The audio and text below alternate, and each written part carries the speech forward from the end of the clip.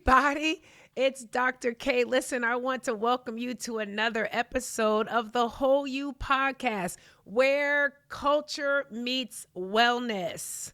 Are y'all doing good? It's another Monday. You know, we start our Mondays together. This is a thing. And so I hope that last week was amazing. I hope that your weekend was awesome. And so we're just going to jump right into it. You know where we're going. Where are we going? Culture codes, right? So, y'all not going to believe what I want to talk about for today's culture code. And this is what I want to talk about. Yep. We need to have a conversation about all of the lessons that the coach company is trying to teach us out here in these streets. And so we're just going to break it down, family. And I think I'm going to call this episode I'll Fly Coach. And let me tell you why. Have y'all been noticing what's going on with Coach? Okay, so I'm not going to age myself, but back in the day when Coach first came out, it was like the thing.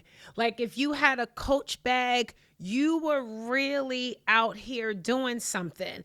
But I don't know if you guys realize, or you probably did, that after a while, Coach as a brand started to dwindle, and you literally saw absolutely nobody with a Coach bag. You didn't see anybody with any Coach clothing, apparel, nothing. And then when we thought it was ashes to ashes, dust to dust on Coach, I'm minding my business a couple of weeks or a couple of months ago at this point. But in this calendar year, 2025, and I'm on Instagram like, why am I seeing so many people with Coach bags? And I'm seeing influencers that are young with Coach bags. And then I'm seeing all these advertisements of like young adults with all of these Coach bags. And then I'm starting to look and I'm like, this is Coach? And I see another bag and I said, that's a Coach bag? Y'all, underneath our noses, Coach has come back with a vengeance. Now, I do not know who is designing for Coach, but can we gonna clap. Let's just put, let's clap. Coach, I thought Coach was dead. I'm not gonna lie. I thought Coach was out. Y'all, I don't know who's been designing for them, but the bags that they have been putting out have been amazing. So ironically, I stumbled upon an article that talked about what has contributed to this new rise of Coach. And these lessons were so good. I said, oh, wait till I get to the pod. I said, because sharing is caring. And I'm going to tell everybody because I'm going to pay attention for what I do as a businesswoman. So let's go through the lessons, okay? I'm going to give them to you. Coach is about to be our teacher on today. First lesson, you're never dead. That's the first. If you're not dead, you're not dead yet. And so I'm sorry, Coach. I want to apologize because I didn't think we was going to see you again. I had counted you all out, but I am encouraged from my own life that when it looks like things are on the decline, it does not mean that you can't have an upward trajectory. And I feel like we could do a benediction and close out Monday, Whole You Church right there. But we're going to keep on going because Coach has more lessons for us. So that's first. Never give up. You can always come back again. Number 2, family. I found out that there are a couple of things that Coach did, which is genius. Let me tell you the first thing that they did from a marketing standpoint. Number 1, they changed their entire design team. Now, and we see that's clear. That's an important lesson because sometimes in order to have a comeback, you have to let go of some of the people that were a part of having a decline. And a lot of times it is not that the concept or the vision needs to change, but the people need to change. That a fresh eye needs to come into something that is already existing, an eye that can take us from now and even into the future. And so that means that somebody in Coach's leadership was willing to take the risk to start working with someone new so that they could produce something new. And so it matters who you have creating on your team, and do not be afraid to shift those players around. That was the next lesson. Let me tell you, y'all ready for the next one? They were very particular about who was walking around with the bags, because I didn't see anybody in my age range, which I didn't see anybody on Instagram in my age range with the Coach bags. I saw people that were in their 20s, and I got confused because regularly we do not even associate the Coach brand with people in their 20s. And so that alone made me stop to see what's going on. They were very intentional, family, to put all of their new bags into the hands of the lifestyle of people in their 20s. And the reality is that this is not a new thing. People in their 20s are who you need to have marketing for you. I don't care what you selling. I don't care if you selling cornflakes. I don't care if you're selling popcorn. If you selling underwear and bras, I don't care what you're selling. If you're trying to sell something, somebody that is walking around with it needs to be in their 20s. You don't need nobody in their 30s, their 40s, their 50s, their 60s. 20-year-old people are the ones that tell us what is happening. And I was on Instagram and I said, why does this baby that looked like she's 21 have a Coach bag on her shoulder? And it made me lean in. I'm going to tell you the other thing that they had on them bags, them charms. Y'all love a charm. Now I am going to say something. I don't like the charms. I don't like them. And I thought to myself a couple of times, I'm going to get a charm and I'm going to put it on my bag. But something told me, don't do that. So I feel like you have to have a charm anointing. It's something about the charms, and they love a cherry charm. I don't know what it is about the cherries, but they love a cherry or a teddy bear. But I myself don't necessarily love the charms, but these new bags and these young people with their little charms, child, you can't tell them nothing. And these sales are going through the roof. Let me tell you y'all ready for the next lesson? I'm trying to help y'all. This is the next lesson that Coach done taught us. This is what you need to watch. They took advantage of one word: inflation. If I was at church, I would say, somebody say inflation. Because right now, prices are getting so high for everything. I'm not talking about bags. I'm talking about getting 12 nuggets from Chick-fil-A.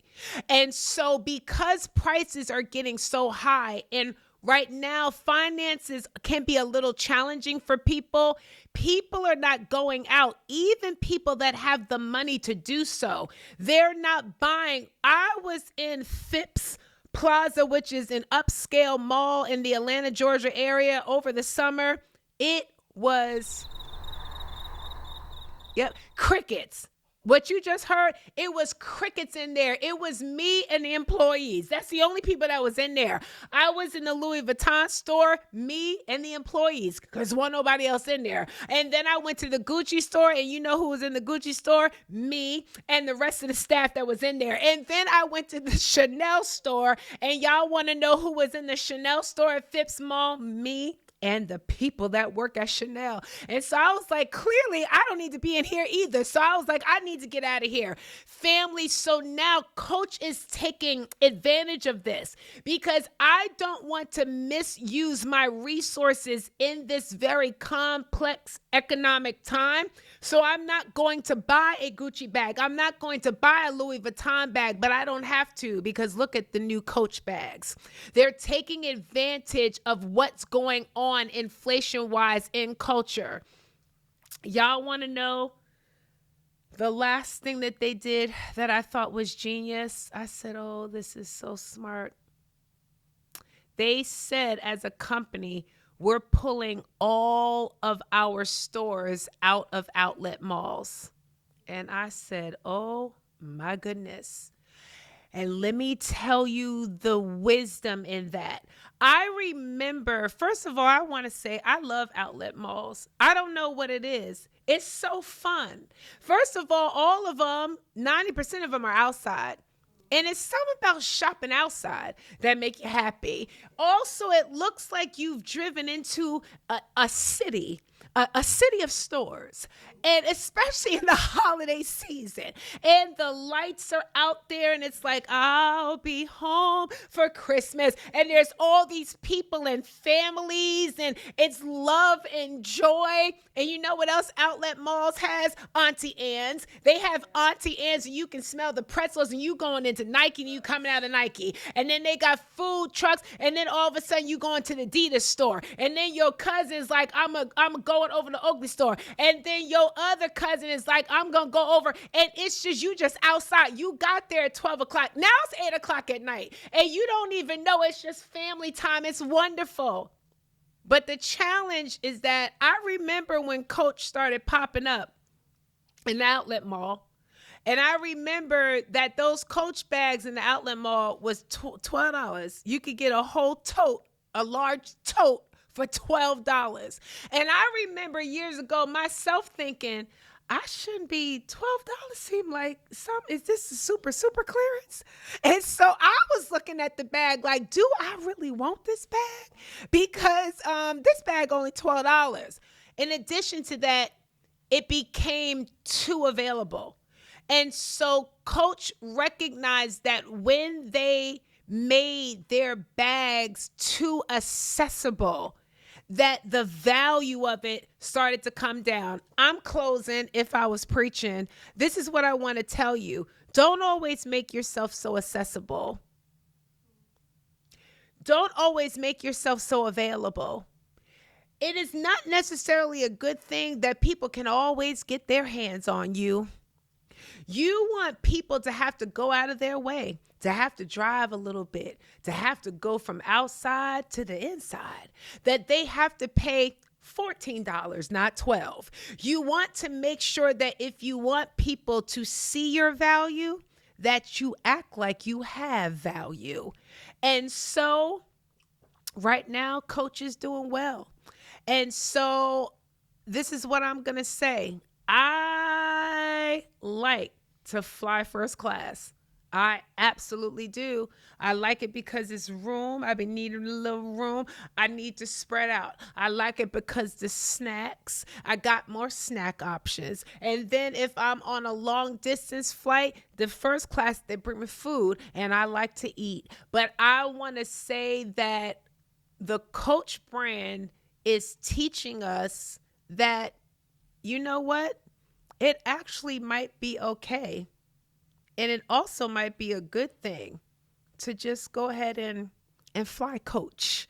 And so, yeah, y'all let me know in the comments how many of y'all have a Coach bag, because I have one now and I have my eye on 3 or 4 other ones. The colors have changed. Have y'all seen the So I don't know. We got to find out the name and the picture of the man. We're going to find him. We're going to put it right here. Good job. Good. Because I did not have thought that Coach was going to be back. But yeah. They I'll fly Coach. Yeah. Welcome back, welcome back, welcome back. Did y'all hear that vibrato? Back. That's called vibrato. It's time for Ask Dr. K. All right, y'all know this is my first time hearing this question. So let's see what we can do to help this individual. It says, how can people develop the courage to face the parts of themselves that they habitually avoid? Let me tell you why I absolutely love this question. Let me give it to you all again. How can people develop the courage to face the parts of themselves they habitually avoid? The first thing that pops into my mind is how much, if you habitually avoid it, your life is going to help you to have the courage to face it. Trials and tribulations it's going to help, it's going to give you all the courage that you need, because at the end of the day, our relationships and the quality of our relationships speaks to the immediacy of the things that we need to be facing, and not just facing, but addressing. And so I want to start answering this question by saying this to everyone that is watching. Do not make life force you at gunpoint to do the work that you know that you need to do. Okay? It is something about doing internal work while you are not under duress that can make the process of healing a little less invasive, if you will. Okay? I want to say, for somebody watching, God has been trying over a period of time to knock on your heart's door to tell you that you are actually ready now to go back in order to go forward. And I don't want you to get to the point where life has to actually give you courage without your permission. If it is that you've been feeling that feeling, or little small foxes, things are starting to happen and you can feel like things are breaking down, that is God saying to you, this is the season for us to finally start addressing this. And so that is my answer to that question. I want to encourage every single person that is watching, do not avoid what will become unavoidable if you keep avoiding it. Let me say that again. Do not avoid what will become unavoidable if it is that you continue to do this over and over again. I want you to have the courage to look at it. Have the courage to accept it. I don't know if I've said this on this pod before, but when people go to therapy, one of the things that therapy does is it sits you in front of an individual that does not know anything about you prior. They don't have any information about you that could skew the lens by which they initially see you. And that's important. Put a pin there, because you know how sometimes we go to amusement parks and we look into what's called a fun mirror. And when you look into that fun mirror, you can look taller than what you are, wider than what you are, or there's even fun mirrors that are like have that slant to it so you look like you're moving like that. And that mirror has a distortion in it that's making you look different from what you actually look like. And what happens is that when we have dealt with pain and we've dealt with trauma, it will actually start to morph our internal lens, and we're not able to see things as they are. And so that mirror will begin to lie to you, family, and it will tell you that you are things that maybe a past person in pain may have told you you are. A past parent out of fear may have told you that you are. But when you come into therapy, that therapist is going to put a clean, clear mirror in front of you. And that mirror is going to be helpful for two ways. Number one, it's going to show you your current condition, where you actually are, even if it might be super scary for you to take accountability. But that clean mirror is also going to show you a clear picture of who you are, which your trauma is attempting to try to manipulate you to believe that that is your actual existence. You are not your pain. You are not your trauma. You are not your abuse. You are not your abuser. You are not the things and the pain. That is not who you are. And so I want to encourage you to stand in front of a mirror that is going to reflect the truth of a thing to you, so that you can then line any distortion in your life into the reality of what God has to say about you, so that you can move forward in the way that you were always intended to exist. And so let this be a sign for you.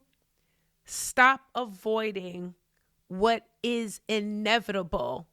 Make the decision yourself before life literally makes you face what it is that you've been having a difficulty facing. This is your sign. It's your confirmation, okay? The time is now for you to do what you need to do. There's peace, wholeness, love, joy, finances, relationships waiting for you on the other side of you having the courage to face everything that you need to face. Okay. I hope that I already know that that's going to be helpful for someone. All right, family, listen, it's another Whole You Pod. And if you have questions just like this question that we just went through today, I want you to go ahead. The information is on the screen. I want you to send us an email. The link to do that is also right even on my IG bio link. I want you to go ahead and send us whatever questions that you have. We'll keep those questions regarding your anonymity. That'll be confidential. But your question could be the question that so many other people have, and I would love to answer all of your emotional and mental health questions, because we just want to be whole together. And so I love every single one of you.